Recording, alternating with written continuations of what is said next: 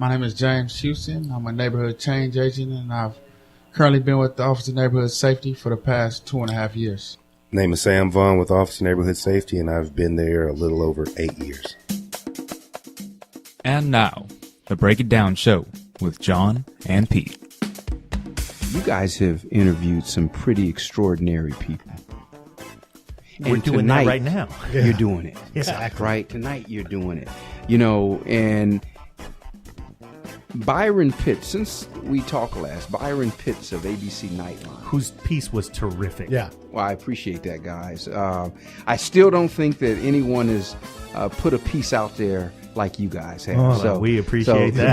The Break It Down show does they thing. So, yes. But Byron and Megan and folks there that produced it did a good job. But Byron came and spent some time with us, and he's a great spirited guy. And I asked him, I said, would you let these young men know? Because they don't know who Byron Pitts is. They don't know him from 60 Minutes like we do. Or, Sure. And seen the interviews and the people he's interviewed like we have. And so I said, why don't you tell the guys who you are? And he looked at me. I said, they need to know what you've done. And he goes, oh, well, I've interviewed Mandela. I've interviewed Michael Jordan. I've interviewed LeBron James. I've interviewed Kobe. Went through all these sports. And then he said, I've interviewed every president since Carter, Muhammad Ali, and all these foreign folks. And then he said, because he got it. He got where he needed to go. Uh-huh. And I'm here this week to interview you. And let me tell you, man, I watched these young men kind of look at each other like, Yeah. This dude. That just happened. That just happened, right? And again, I want to say to you all, one, thank you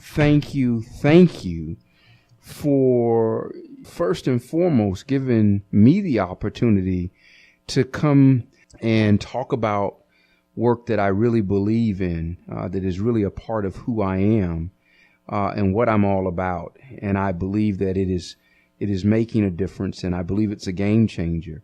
And so I'm grateful for you all for giving me a platform to talk about it. But more than anything, and I think I'm probably more excited today for you all in your interest and even your commitment to giving us a platform to share these men and their stories to your audience and to the world. So I really do. I tell you, I can't thank you enough, and I really appreciate you both for that.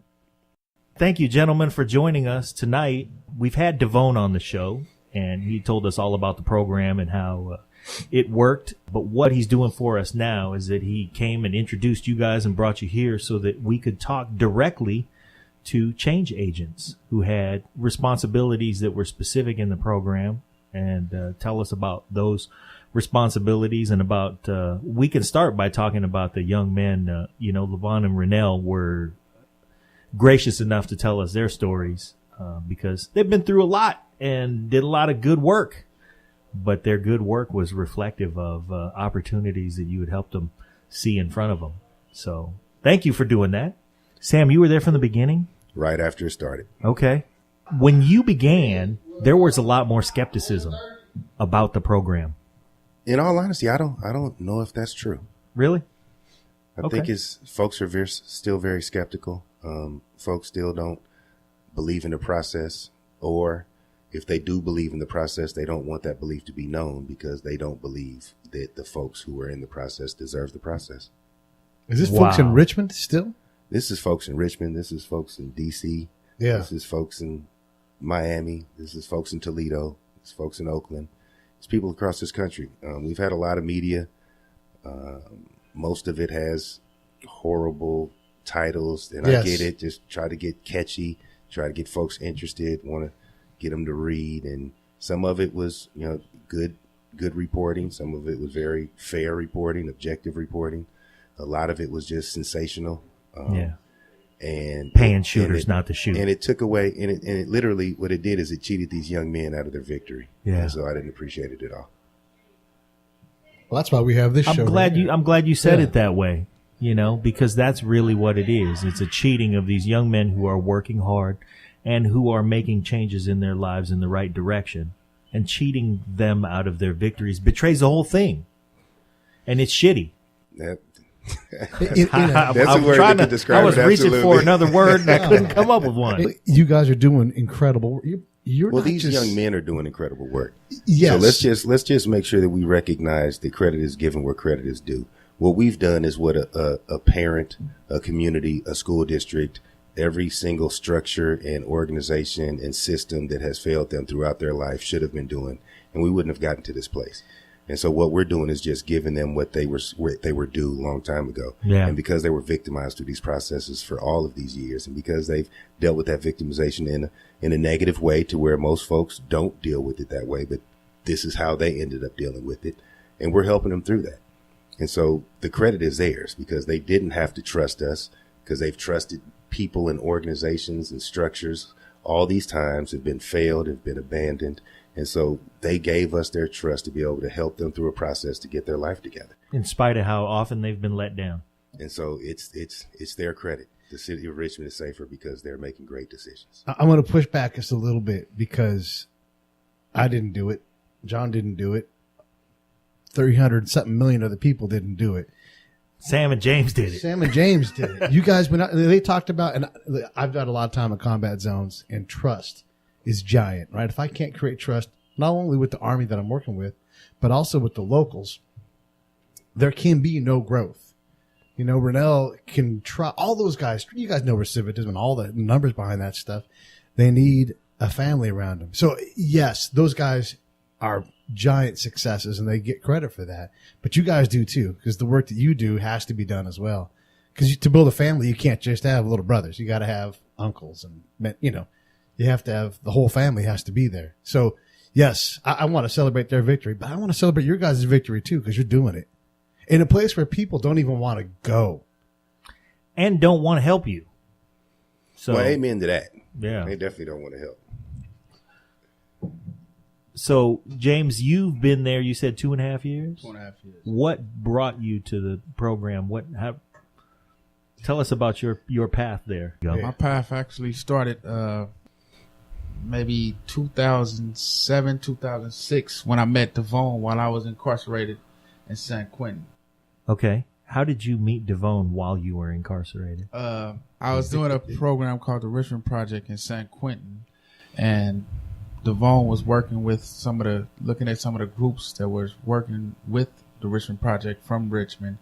And he started coming in and meeting with the guys, and they thought that I was somebody he should meet. And, you know, we started talking, build a friendship. And he told me if I ever was released that he would, and he was doing work in Richmond, that he had a job for me. And he would stay true to his word. Once I was released, I reached out to him after about 4 or 5 months, and he brought me aboard. What happened that you connected with him there? Because it sounds like what you were doing when you met during the Richmond Project, you stood out somehow among the rest of the people in the project that made him say, hey, man, you know what? You can do some good when you come out. I was actually the chairman of the Richmond Project, so I did a little bit of facilitating in the group. Okay. But it was caveated by saying, if you get out. Yes. I mean, that's how hard the road is for you guys to get out. There's an if. Yes, it's one of the things is the if was because I had a life sentence. So there was no, set term to get out. And Right. it was a real possibility that I could have spent the rest of my life in prison. So I can definitely relate to a lot of what our young men are going through. So you have this opportunity where you can go out and get this job. But were you interested right away, or was this something you had to think on, or what did you think? It was definitely something I wanted to do. It felt like everything I did during my incarceration kind of pointed me towards Yeah, it was this a type of work. continuation of Yes, your definitely, work. definitely. So you began working on yourself. Exactly. And that's really what the catalyst was. I think if I can speak for DeVone, which I'm not in the habit of doing, but I think what he saw in you was that young men who could see what you were doing could see that it was based on you working on yourself.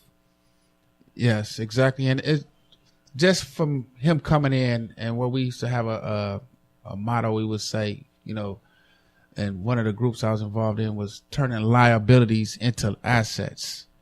And so to have somebody from, some significant person from the community reach out to you and say, you have a purpose in our community. We want you back to serve that purpose. Mm-hmm.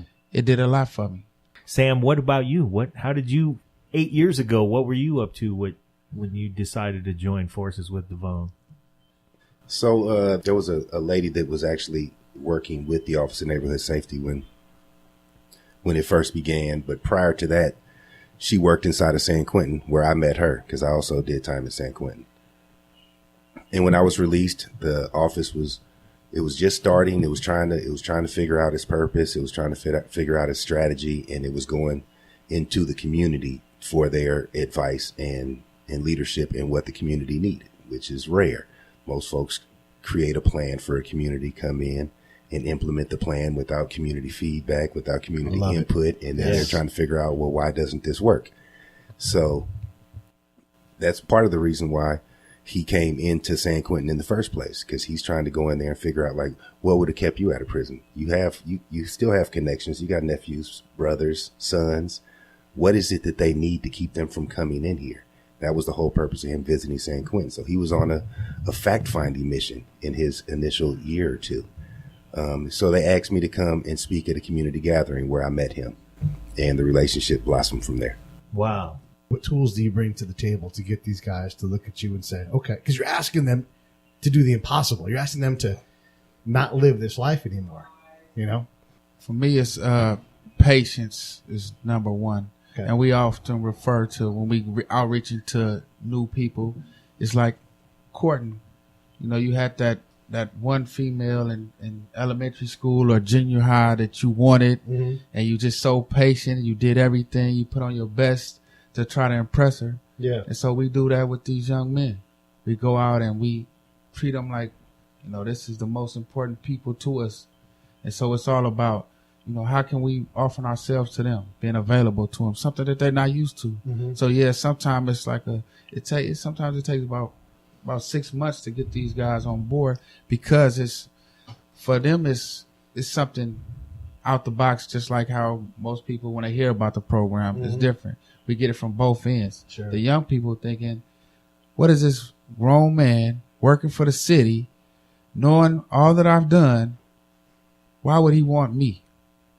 It has to be some kind of trick, which usually every male in their lives mm-hmm. came with some kind of catch. It was somehow they got hurt or messed over in the end. And so it takes a while to build that trust. And so it's just continue to be available. And most of the time, one of us have some kind of connection with maybe an older homeboy that they trust, mm-hmm. to where they can vouch for us. Hey, that's a good dude. He was solid in prison. This is something he been doing. It's not no gimmick. It's not no catch to it. Just check it out. And so it's just constantly and not taking it personal. We can't take, some of the kickback or some of the perceptions that people have of us. We can't take it personal. We have to understand it's a process. So, what you guys do is so foreign. It has to be hard for them to process what you are. And there's no way you're legitimate. I mean, it's got. I know it takes me 6 months or so to establish trust with a guy who's cross-religion, cross-national. He's Pashtun, he's Iraqi, he's not me, and it takes a long time. Where, at least in my world, I can't put myself into them. I've got to focus on them and finding out what they want to do. Where are they trying to go? What are they experiencing? And it's hard for me to remember to do that, because sometimes I'll put myself in and then I'll see me reflected back when I talk to them. And I'm like, damn it. I need them to understand that I'm there for them to build trust. And even then when I think I have trust, the thing I've learned is I've got to test that trust, because it's easy for a white American dude to extend trust, because, all the males in my life haven't come with a catch, so I've got a trust bank that's giant, but someone who lives in a shitty place can't extend trust. So I've got to ask for simple, low risk trust. Like, hey, I'm going to be here tomorrow. What time would you like me here? Around 2. Cool. So I show up around 2, but I don't show up at 2. That's 2 white guys. Like, I'll just show up around 2. I try to mimic what they do, but it is a slow, delicate process. Yes, definitely. And most time it's like I say, we go meet them in the neighborhood, see them mm-hmm. out there hanging out, maybe just a, hey, how you doing? Then it may get to a place where, hey, just like in a relationship, hey, how about lunch tomorrow? Yeah. proceeds from there. And it's different. Like you said, it can't be no, cookie cutter type thing. It's each individual. What do they need? What would it take to crack it with this individual? So I think that's what's different in the program from all of the other quote unquote programs is that typically, when a program's made in a lab, they look at how do we help the greatest number of people with the, least expense or whatever their objective is. It's never that there are individuals out here. There's 17 individuals. There's 21 individuals, however many there is that you guys, have in the program enrolled at a given time who need very specific assistance, who need very specific opportunities to figure things out for themselves. This is an individual thing for each and every person. Each and every fellow has, we just talked with two, and their stories had similarities, of course, but were very different. They had needs that needed to be approached individually. You couldn't have just said, well, here's how the program works. We do this, this, and this. And then expect it to work across for everybody. Or even for most people. It needs that kind of attention. One of the things that DeVone said when we had him on was that when you have these guys who are active shooters, they are expressing themselves in the only way they know how that gets them any attention. We pay attention. And not necessarily we, but the street pays attention. The neighborhood pays attention. Their homeboys pay attention when they're being shooters. And the only way to combat that effectively is, hey, we're paying attention. You don't have to be shooting. You can be doing something for yourself, something that's going to benefit you. We'll still pay attention. Is that something that as you develop all that trust, I know that's where you eventually want to get. Is that correct? Definitely. And in getting there, how do you know when you've reached a point with a person where they're saying, okay, I see it now. I see that now you guys are here for me. You're not here for some ulterior motive that involves you. You really are trying to help me out. Do you have those revelations with each one of these young men? And how long does it typically take to reach that with somebody? And I know I'm asking questions. Now that I've said that every case is different, I'm asking you what's typical. But what are we looking at if you were to say what the program's about to a lay person in another city who, may be the decision maker in adopting the program? How do you describe reaching one of these young men? So the program is fluid, and it's an individual treatment plan. And so each individual they'll react to the treatment differently. So a lay person may not ever understand, to be completely honest, because it's been 50 years and they don't understand what's wrong with the school system. It's been 30 years and or 40 years or 200 years, depending on what historian you listen to. Right. They don't understand the issues with law enforcement. Yep. They don't see the racial bias. They don't see the issues that historically people of color have dealt with in this country. And that affects people differently. Like some young people, without even knowing it, have that ingrained in their DNA and will never ever get out of it. Yeah. So these young men have been taught their entire lives that they're not important. They've taught their entire lives that they're not valuable. They see it all around them. Their friends, when you're 16, 17 years old and you've buried 10 friends and 4 family members, right, and you've been shot once yourself just because you're black and living in poverty in a certain part of a community. Like, that's no fault of your own. And nobody seems to care. Like, when you go to school and you're looking and you see the flag at half staff at 9th grade and you're like, oh, what happened? And there was a law enforcement officer that lost their life in a city 150 miles away from you. Right. And so honor him. I get it. But what about the 10 but friends? You buried your cousin. But about the 10 friends that you lost in the last 2 years, right, and nobody's ever honored them. And so we've been taught not to value ourselves. And so when we know they get it is when they get to a place to where they recognize that I have value as an individual. That's when we know they get it. Like, they start valuing themselves, and then they start doing things a little bit differently. Or they just snap back, everything, just took a shower, I'm clean, I'm good to go. Absolutely not, because they have some horrible habits that they've been doing for years and years and years. Yeah. And there are some of us who are supposedly healthy, educated, sane individuals who have horrible habits that we've had for years and years and years. And for some strange reason, we can't quit them. And so we can't expect these young men to just overnight, I get it, I have value, I need to do something differently with myself. It's difficult, but it's a struggle. And when you start seeing them struggle, then you know they get it. Aha. And now that they understand that there is a struggle and they begin to, you got to swim upstream. It's a beautiful Look, struggle. He's paddling. He's getting it. He's kicking. When we asked Rennell about it, he said the same thing. He said, it wasn't just one thing. I didn't just click overnight and then I didn't do anything anymore. It took a while. And, he still had bad habits. He still got in trouble. And it took him a while to begin to think for himself. And so that's what you're describing, is the maturity to be able to understand that you are of value, and it's your value. You have to create the value. You have to do the work. It's your work. It's your penalty if you don't. But I'm glad that you identify it that way, because that's exactly how Levon and Rennell described it individually in their own way when they had their epiphany, if you want to call it that, their moment of clarity when they understood. And I'd also add that sometimes that epiphany comes in steps. Yeah. Like I have this epiphany of, okay, I have this value and this isn't okay.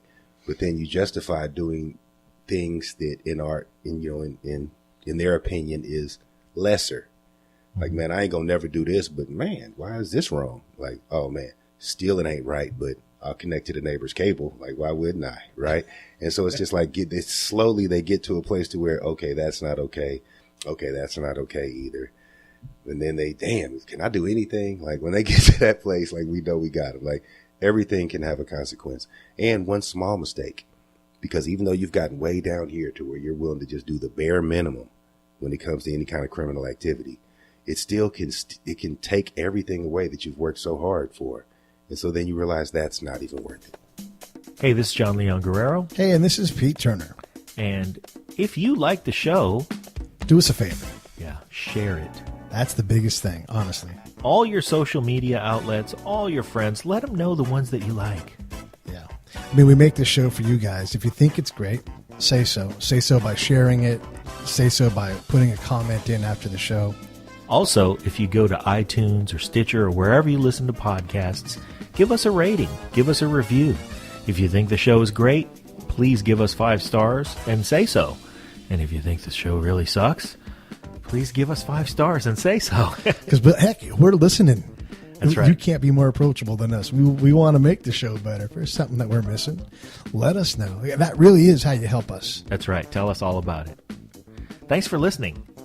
And now back to the show. And so it's slow incremental steps, but they get there. Some get there faster than others. Yeah. But they get there. And again, it's like addiction and bad habits. It's the same thing. I mean, we both have 19-year-old kids, and I call them proto-adults. They're not quite there, You got to give them adult-sized problems, let them deal with things, let them flout. You don't let them drown. But neither one of them knows what they're going to be. Neither one of them knows, it's not worth it to go hook up to someone else's cable or whatever their thing is like that, because they're not supposed to know. You're supposed to have family around you to go, hey, knucklehead, just pay this $15 ticket right now. Before it turns into $100. Yeah, exactly. And it's a rite of passage. And Yes. what a healthy community and what a healthy family does is they pass on learned information. Like there's mistakes that all of us have made Right. that we will share with those we love to try to keep them from making those same mistakes. Yeah. Now, if you take that away, like that alligator in the pond, They have to start all over again. that alligator in the pond is going to get every single every single animal that's coming to try and get a sip of water. Yeah. Because nobody's telling them, hey, it's dangerous over there. Right. Don't drink from that pond. I mean, There's an alligator over come there. on. And so it's our responsibility. But these young folks have been given information that led them exactly where they are. And I'm not going to say that the information was given in malice. Like the folks who gave it to them, for the most part, really felt they were doing them a favor because it's the strong that survive in this jungle that they live in. Right. And so they were giving them the best information that they had from their own learned experiences and from the misinformation that they got.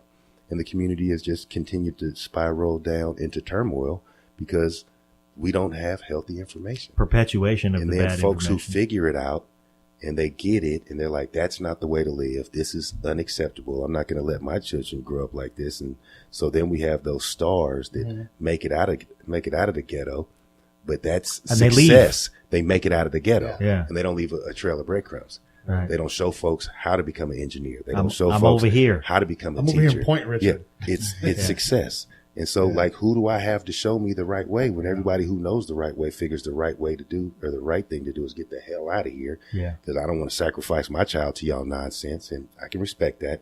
But somebody has to do something. Yeah. Because it's the mundane, it's the day-to-day things, where if you stack 100 bad decisions or 100 good decisions, you know, it makes a huge difference over the course of 2, 3, 4, 6 months. You know, you've got to be able to make even the most simple things. And how do you teach that without having a family of good, healthy information around you? I get that. Makes sense. And so to answer a question, and then I'm sorry, John, I'll let you get in, James. To answer the question that you asked earlier, you had said, like, how do you build that trust? And our organization believes that this experience that other folks call a program, the experience of a relationship with the Office of Neighborhood Safety, is simply we never turn our backs on you. It doesn't matter what you do. There is no way that you can become ineligible for our relationship. And that's what a family does. See, you make a mistake, Right. most programs kick you out. You're disqualified. There's a condition to the don't- love. You don't follow the rules. Sure. Most programs will remove you. Yeah. The reason the program is there is because of the bad decisions that you are making, and yet you make that bad decision and they remove you from the opportunity to not make that bad decision anymore with the right information. Mm-hmm. And so it's actually sickening. And so they can't do anything that's going to make us turn our backs on them, because it's a relationship and we love you and we understand the trauma. We understand the adverse experiences that you've had growing up. We understand that you've been victimized. We need you to understand that you're perpetuating that victimization. In the same way it wasn't fair for you, it's not fair for anybody else that might become a victim to a decision that you've made. And just helping them through that process. These youngsters went through all the things that we discussed of before and all the things that urban America has to offer, and we all know all of those. And then you add drugs into the mix. Mm-hmm. And so now you got a 24-year-old man making very serious adult decisions with a 12, 13-year-old ability to think, because he's been smoking weed since he was 10. Like, he hasn't matured. You're talking about healthy 19-year-olds. Right. You're talking about your sons with healthy environments, 19 years old, high school educations, never Right. flunked, never failed, not child abuse, you know what I'm saying? No molestation going on, no domestic violence in the home, like none of those things. Yeah. And they're having issues with figuring out who I am in this world. Imagine what these young men Yeah. are going through. Give us a moment with that. Give us just a moment so our listeners can digest what you've just said. As difficult as it is for somebody in the healthiest environment to navigate young adulthood, figure themselves out, figure out their path and their meaning in the world and what it is they're to do with themselves. And then take all those factors that you mentioned and dump them on top of a person who has not only had to suffer all of those factors, often abuse, like you said, drug use from a young age, all of those things.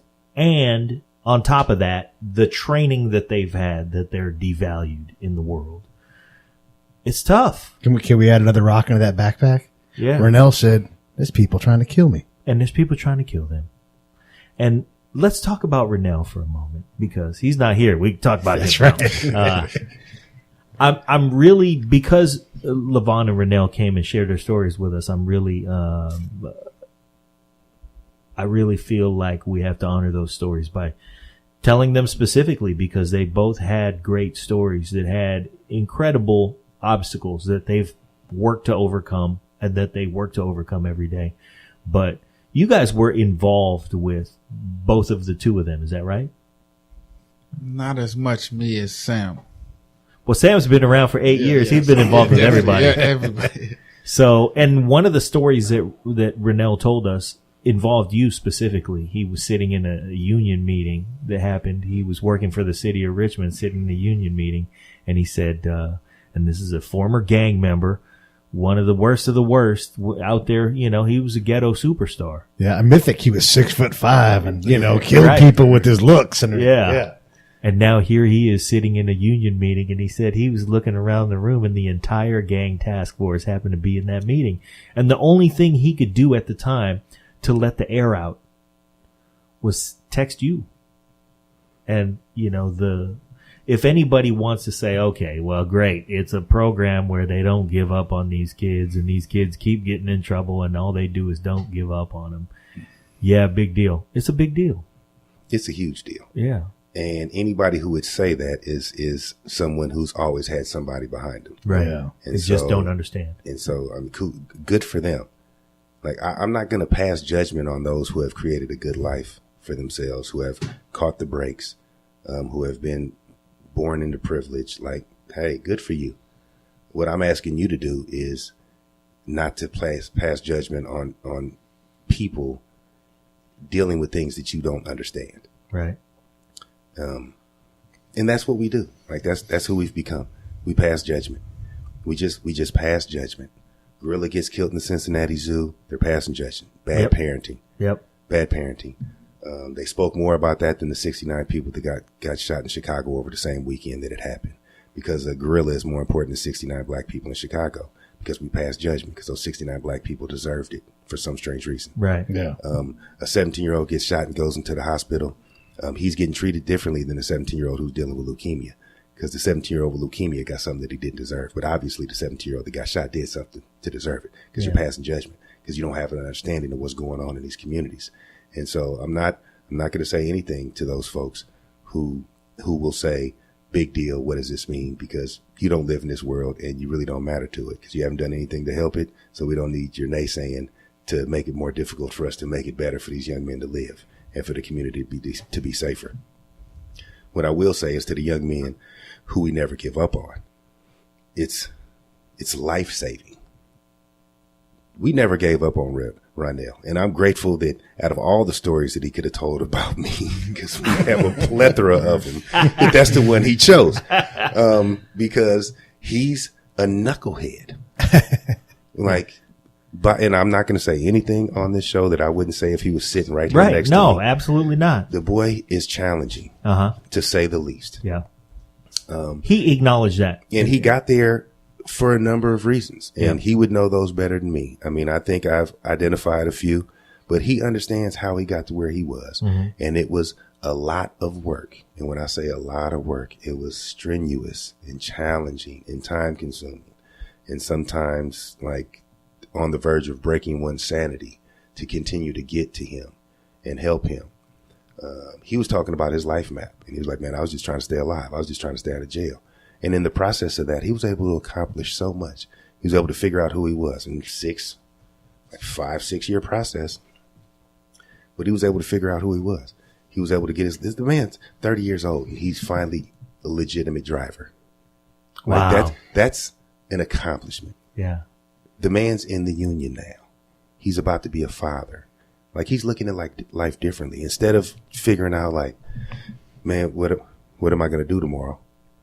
I ain't got no plans for next month because I don't know if I'm going to be here. Right. I don't know if I'm going to end up being in jail. I don't know if I'm going to get killed. Like, what we're doing is we're helping. And if you don't even give a damn about these young men, you don't care. What about all of the young people that are victimized by their actions? Whether they're looking at it like this is acceptable behavior, whether they're the one that caught that stray bullet coming home from basketball practice and they were on their way to college, like, they're just walking home from their buddy's house playing video games and they're in the wrong community at the wrong time, which is their community. Right. So how are you at home at the wrong time? So we're trying to change a culture. So even if you don't care about the young men who's committing these crimes. At least care about the folks in the community that's victimized by them. Right. And so at least have that kind of compassion. That's what I would say to those who's like, big deal. Because the way we look at these young folk is like what everybody else sees is this big old ugly rock. Mm-hmm. What we're seeing is how we can chisel away and make it a beautiful sculpture. Yeah. That then everybody can see the beauty.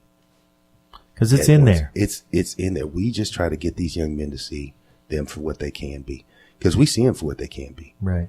There's brilliance in these communities. There's brilliance in these young men. Yeah. Like had they been raised and born to that privilege, these could have been, we've lost young men that could have absolutely been involved with finding a cure to cancer. Done great things. Opening up charter schools like the one in Chicago that Right. every single young man that's in that school graduates. They had, I believe, 264 black males graduate. Every single senior graduated. Every single senior got accepted to a 4-year college or a 4-year university. Yeah. They had over $32 million worth of scholarships. And that's in urban America. Yeah. People have to be innovative. They have to recognize that what everybody has given us is not working for us. And we have to figure out for ourselves through the young men or through the young women, whoever you're serving, you have to figure out through them what is going to work for them. And if you give a damn about humanity, you're going to find whatever it takes to get them what they need to be successful. I don't care what they've done. You got to let that sit there. Yeah, man. Shit. So Wow. when DeVone was on our show the first time, I wrote a little blog because I hate that headline of the program pays criminals to not commit crime, paying shooters not to shoot. And people didn't even bother to fucking read 500 words. They already had made the judgment that, it's just wrong to do this. Is it wrong to take a young man who's not had a mentor, not had a father figure, not had an uncle, and say, what are you trying to be? What issues do you have, and making a plan for him? I mean, that's not wrong to do that. But I also know this. I know that my daughter wants to be a doctor, but she doesn't study like she wants to be a doctor, right? She wants to be a nurse. And I'm like, well, you can't get a C in health and be a nurse. Now she might figure it out because, kids will turn on a dime and do something different. If I'm struggling to figure out what my daughter's going to be, how do you help these guys who can't possibly know what they want to be in most cases? How do you figure out what their real plan, what their sweet spot's going to be, so they're not building a future that is doomed to fail? Like when someone picks a career at 18 years old and they get through all the process and they're like, wait a second, I hate kids. Yeah, yeah, exactly. I hate kids. So how do you guys guide? That's a tough problem when the kid has advantage. How do you take a kid that has hardly any advantage and help them get on the right path? Well, our main goal is just to stop them from shooting. Right. And so our folks, when they make that decision that I'm not firing a weapon, that's a win for us. And so everything else to that is secondary. Of course, we want them to get to the point where, we do the life map and we focus on, career smart goals for them to achieve. And if, they never get there, as long as they don't pick up a weapon and fire them at someone else, we can live Everybody with that. won. Everybody won. Yeah. It's amazing too when you allow these young men these opportunities.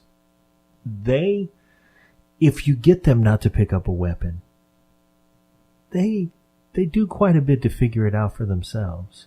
And we let them make the mistakes. Yeah. Like we recognize that they don't have a lot of experiences. Uh-huh. Perfect example. So we take them on a trip. They're traveling. We always expose them to something. We always expose them to a museum. If we're in DC, we're going to sit with some type of congressman or congresswoman. Mm-hmm. Take them to Howard, like things of that. Just like get them an experience. And Open their eyes. Absolutely. And so on a college campus, like they're not really looking at, what the trees, the graduation rate is, and what's Look the at average? all these girls walking. Exactly. Yeah. Wonder what the average salary is after somebody graduates here. They're not considering that. They're like the beauty. Yep. And we're not talking about the trees. Yeah. And so, man, I want to go to college. Okay, you got a 9th grade education. Yeah. But we're not going to say, you know what, man, why don't we think of, we're like, hell yeah, you can go to college. Yep, that's it. Yeah. Yeah, you can go to college. The answer is yes. And so now you're going through GED classes, and 6 months into it, you're like, well, I couldn't do this for 4 years. Okay, you figured that out on your own. We weren't going to tell you that you couldn't do it. Right. Absolutely not. Yes. But in the process, guess what? Your job is empowerment. You got a GED. That's right. And they figured out, well, I can't do it. Well, you just kind of did it. You just got a GED, though. You just did so it. you don't want to go to college now? Okay, what about a training? What about some kind of apprenticeship program? What about Right, this? but you have Let's the look into momentum this. of achievement. And what you've done is you've accomplished something that you never really thought you would ever accomplish anyway, Right. because you dropped out in the 9th grade and shit, you're 21. Who the hell wants to go back to school? Yeah. Wow. And so we allow them to figure it out on their own. We put them in, I'm interested in this. Okay, let's throw you an internship on that.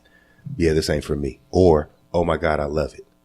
Like we had a young person who did an internship in DC for the Campaign for Youth Justice Network. He did 3 months in DC. The boy is all about public policy now because he recognizes Wow. how screwed up the system really is. Yeah. And it works for the majority of Americans, which why the majority of Americans don't find a problem with it, Right. and which why they can't see, well, why doesn't it work for you? Because you don't see all the little obstacles and the little catches that is meant for me.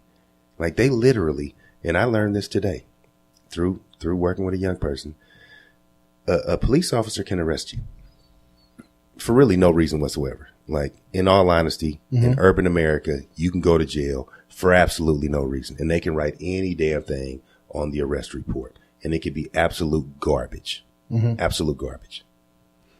And then they let you go because it was garbage. They just wanted to mess with you. However, That arrest record is on your record forever. right. So now I graduated high school, went to college, wanted to get into the FBI. And what do you mean? I got an arrest for a pistol because I was walking home from school. Somebody said they saw a kid with a gun. Somehow it fit my description. Right. I got Turns out arrested. it wasn't me at all, but And the nobody arrest still nobody ever occurred. found a gun. Right. Nobody ever did anything. Yeah. They thought I tossed it. They put me in handcuffs. They took me to jail. Somehow my coach found out and was like, there was no way when that 911 call, he was still in the locker room getting dressed. I was right there, was right there. Alibi. Oh, okay. Let him go. But now I still can't be an FBI agent. I still can't get into the military intelligence where I wanted to go. Or you need a waiver of some kind. But Yeah, the if you can process, get but the that. process to do that is absolutely absurd. Right, yeah. And you have to have money. Yeah. And now the And system so has now, worked against you. and so now everything that I've worked for is gone. Not only have I been victimized, right? Right. But now I'm victimized again. Still victimized. Yeah. And now I'm downgrading my possibilities of success in the future, which can be very discouraging. Yeah. And then what happens? One more mistake. And now I'm sitting back like I can't get work. I got 2 kids, I'm going to go do this dumb shit. whatever. Cause I'm hella disappointed. I don't give a damn about life anyways. Right. Fuck y'all. I did everything you asked me to do. I've done the Still best I can't have could. nothing. So fuck the world. Yeah. Wow. Man. Somehow James saw his way past that. And I'm glad. And I'm glad you're out here doing this work with these folks, man. What kind of reward do you get? What kind of reward have you seen recently? What I'm trying to do is get you to encourage guys out there in other cities as the program travels. And you achieve these results in some of the other cities that really need it. Tell us what somebody who was in your shoes might feel if they go to work in this kind of a mission in another city.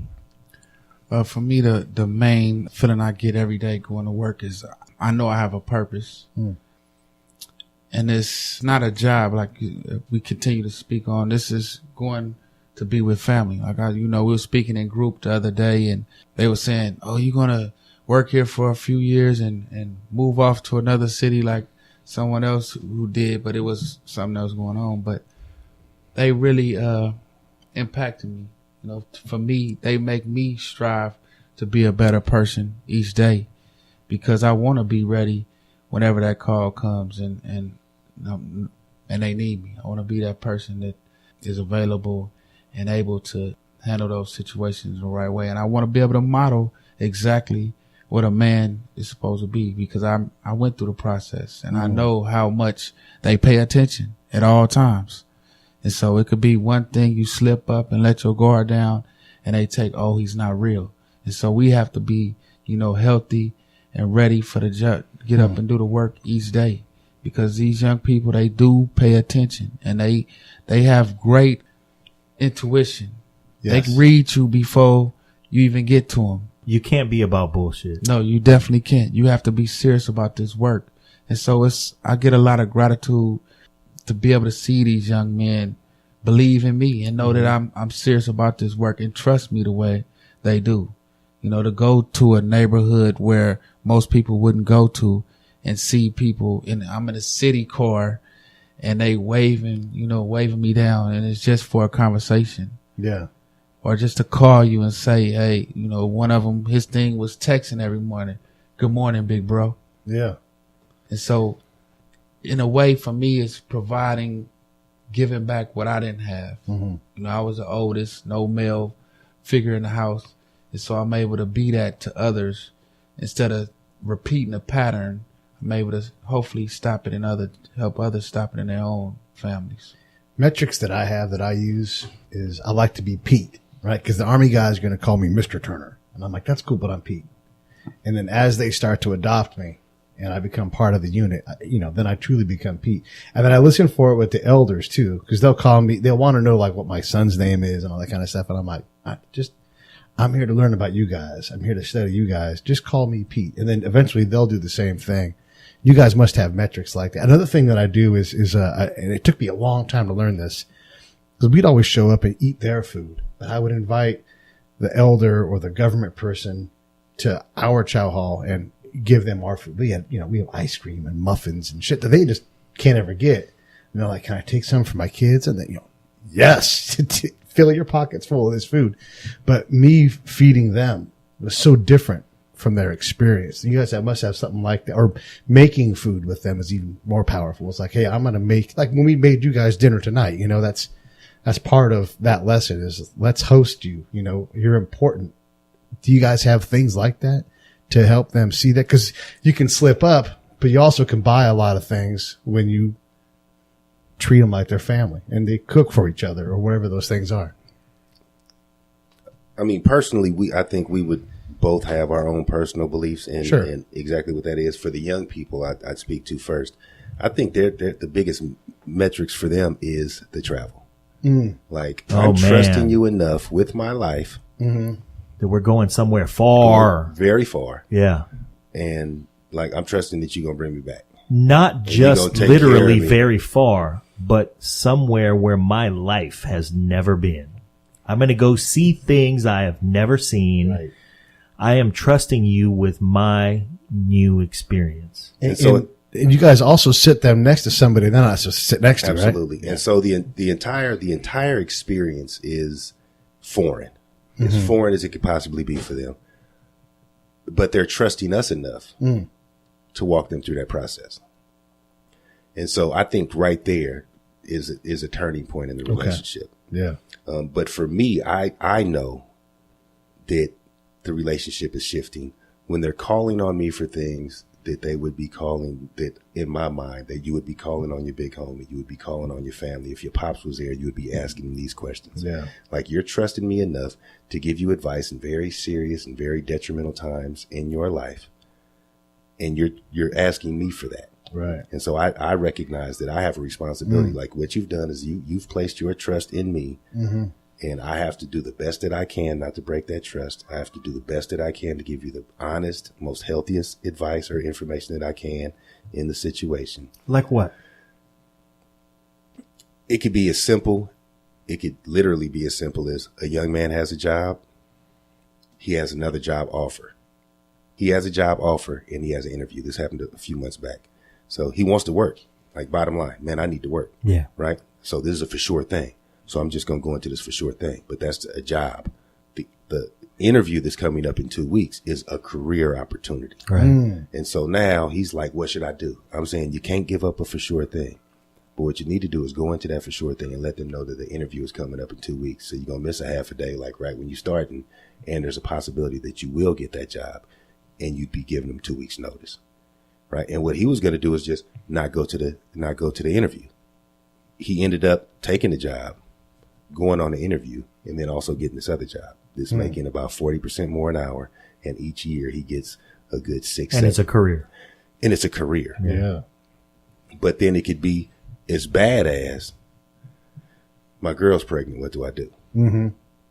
It could be as bad as I really did something stupid and I'm thinking about doing this as a response. Yeah. Like I've done something stupid. Mm-hmm. And then there was a response to my stupidity. And now I'm considering like responding to that in this way, which is absolutely unhealthy. Right. Getting them to understand like, yeah, he was hella wrong. And it's hard for you to live in the streets, like look at your partners in the face, somebody walk down wronged the you that community bad. Yeah. and not respond. But let's take it back. Had you not done this initial in the first place, you wouldn't have felt that disrespect. So take some responsibility on that. And you're right. Like something has to be done. So what's going to be done? Because I know how you want to respond, how you always respond, how everybody responds. Like this is how y'all respond. Let me set up a conversation with him. Let's have that conversation. Y'all need to talk. Y'all have to talk, or it will lead to this. Right. Like there's a no-brainer on that. And then be able to accept some rough words, to be able to accept a little bit of disrespect, and got to accept, like, I put y'all together. Like, I got to keep you safe. I got to be there. I got to get in the middle of some shit if something happens. Yeah. And then I got to be able to, like, this hasn't happened to me anyways. I'm not going to speak for all the staff. But, like, if y'all just get to fighting, like, I might have to sit back and let that go for a little bit. Right. Like, damn. Yeah. You got to get it out. And then, like, get in there, but if anything happens, you know, like, get in there and then, okay. That's enough. Are we cool? Yeah. You know, because men are aggressive. Men have testosterone. Men have been fighting forever. That's what we're built to do. Like every damn high school, elementary school, boys club, YMCA, park in this country, possibly in this world, has had young boys, adolescent boys, and men fighting in it swinging forever. Yeah. Any gathering of enough young men, there's somebody's going to be a fight. And so sometimes it's needed. Yeah. It's healthy.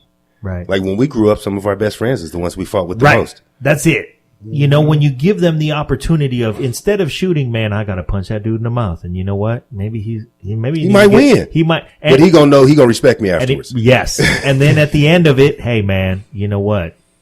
You hit hella hard. Now I want to do this no more. Right. I have, my cousin, Eric, his sister, my other cousin, Tina. She is the mother of Shane Mosley Jr. Sugar Shay. Yeah. Mm-hmm. Little Shug was born out of wedlock. So I had to ask my cousin Eric, so wait a minute, let me get this straight. Your little sister got pregnant by a dude. You had to go have the, yo man, you got my little sister pregnant talk with Sugar Shane. With Shane Mosley. Yeah. You know what he said? Fear? You know what he said? Yes, I did. And I said, how did that go? And he said, man, I had to say it. I knew I was going to, if it came down to it, I knew what was going to happen. I wasn't going to win that fight, but I had to go say it. And sometimes that's what it comes down to. If we can keep these young men from shooting each other, they can go say what they have to say. And sometimes, and thankfully, this is the happy ending that happened in that circumstance, where Shane said, yeah, man, I'm going to do right. I'm going to raise that baby. I'm trying to do right by your sister, and whether it works out or not, I'm not sure, but I'm not going to desert that baby. So in the end, he didn't have to say, well, Shane, I got to punch you in the mouth, because nobody wants to be in that situation. But because they didn't have to resort to shooting each other, they came to an amicable solution everybody could live with, and everybody lived. Imagine what the world would look like today. And Pete, I think you could actually appreciate this more than any of us at this table. Imagine if it was just Bush and Saddam who had to fight. Yeah. Yes. Instead of the thousands of lost soldiers that we've lost, countless Iraqis. Yeah. Imagine if we, because I mean, in all honesty, what we've taught these young people is the strongest is the one who shows the most aggression. Yeah. Through history. Like the Japanese come and shoot up Pearl Harbor. Okay, let's destroy 2 entire cities to let them know that we're not accepting that anymore. Yeah. I mean, Jesus Christ. This is what we've shown young people. This is what America is built on. Right. Death and violence.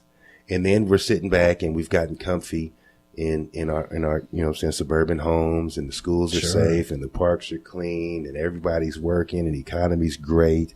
And we've forgotten about this little subset of our citizens, which nobody seems to want to recognize as citizens, because we don't get the same adjectives describing us in the same situations that any other citizen in this country is described as. Yeah.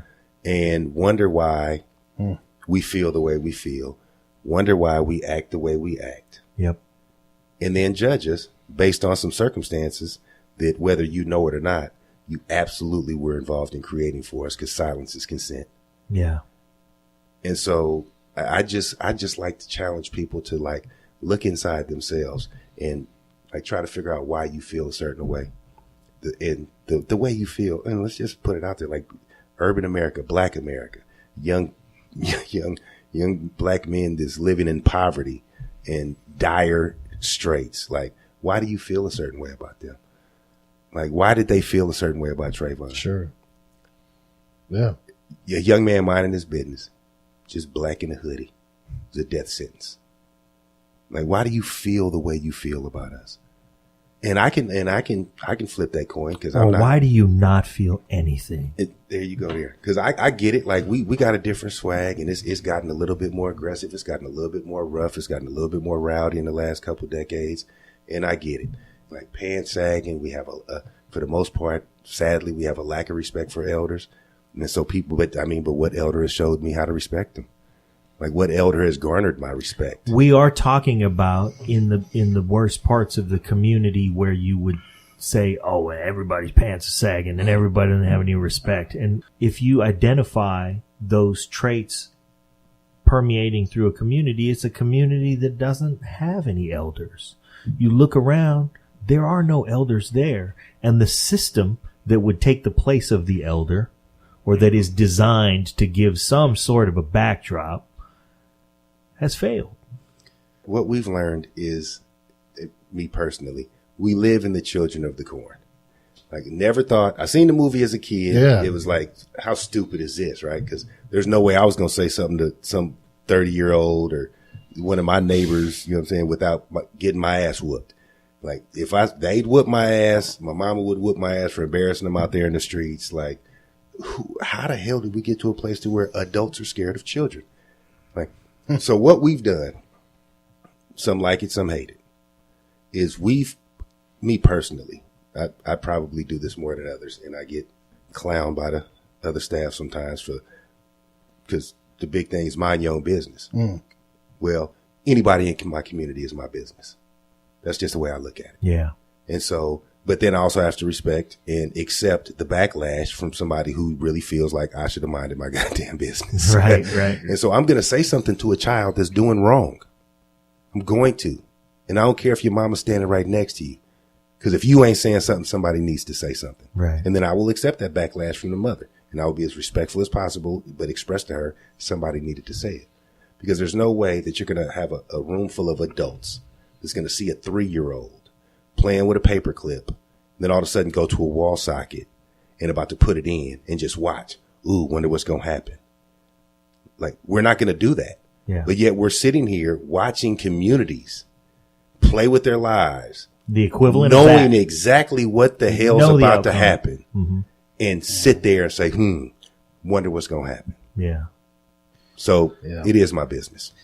I agree, man. I think it is a line, right? Sometimes you got to get some business so you don't have other people's business. But you're right, though. There's times where you've got to stand up, and especially in a community where there aren't enough fathers, aren't enough, there's too many kids left to their own devices. Single mom, and that's urban or suburban, doesn't matter.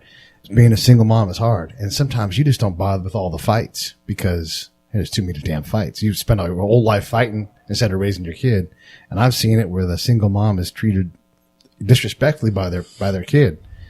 And I'm not going to bite my tongue about that, because the mom can't fight all that stuff. So she needs someone like you, like me, whatever, to say, hey, you wouldn't want me talking to your mom that way. You don't got to be an asshole about it, but that kid does need to be corrected a little bit, I saw a kid on a train. I was in Europe traveling, a little Italian kid, and he was getting more and more obstinate towards his mom. And I don't speak much Italian, not enough to know even what's going on. But I know when a kid is being disrespectful to his mom. And he's the little kid. He's like being like 4 or 5. And he smacked his mom in the face. So I turned around and I looked at him and I gave him like the dad look. And then he looked like he was going to smack his mom again. So then I just stood up. And then he had to recognize that other people were watching. Like, 'cause you know, boys are. They're all id. What I see, I want to do. And then he realized, oh, there's 40 other people on this train watching me smack my mom in the face. And then he checked himself up.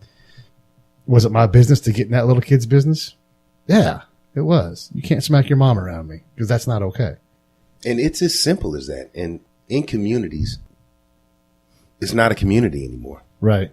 It's just my house on this block. Mm-hmm. Man, I think you've said that's it. You just rang the chord.